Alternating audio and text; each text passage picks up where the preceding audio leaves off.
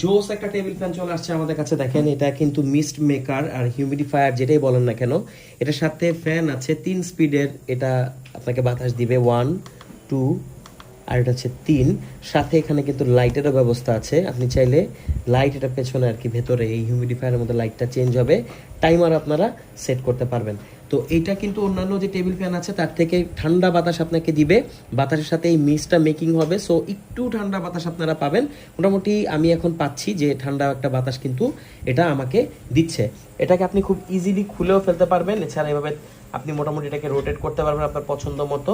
আর একবার দেখা, এটাকে খোলাও খুবই ইজি, জাস্ট এভাবে আপনি এটাকে খুলে ফেলতে পারবেন। খুলে এভাবে আপনারা চাইলে এর পাখাকে পরিষ্কার করতে পারবেন।